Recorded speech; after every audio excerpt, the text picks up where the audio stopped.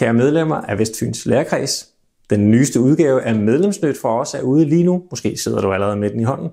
Jeg vil i den her video lige give dig et par nedslag til nogle af de ting, der kunne være relevante for dig at læse i Medlemsnyt.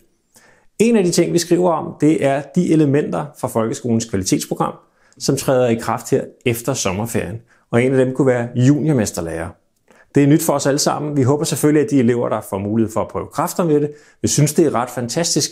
Men vi er også meget opmærksomme på de skemaudfordringer, det giver for både dig og eleverne i resten af klassen. Det kommer vi til at følge tæt.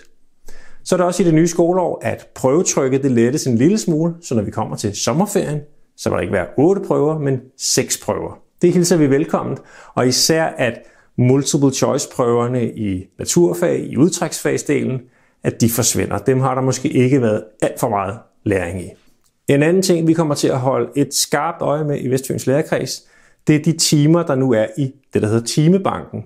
De er jo landet i timebanken, fordi man har afkortet skoledagens længde, og dermed så de timer, der før var understøttende undervisning, de er nu landet i timebanken, og de skal bruges til indsatser, der understøtter undervisning i folkeskolens fag. Det er altså ikke til nye indsatser eller til nye idéer, det er til at understøtte fagene, og det kommer vi til at holde øje med.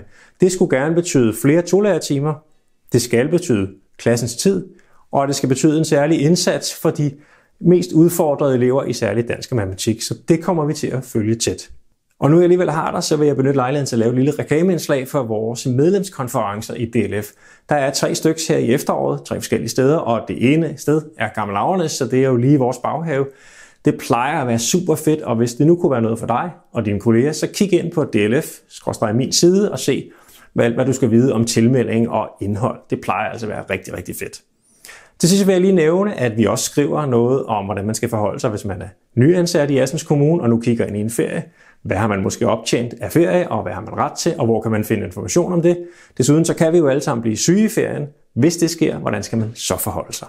Husk, at hvis du og dine kolleger har brug for, at vi kommer ud på skolen, så gør vi meget gerne det i både større og mindre forsamlinger. Vi vil rigtig gerne have dialogen. Så jeg vil ønske dig en fantastisk sommer. Nyd den nu, og så ses vi efter ferien.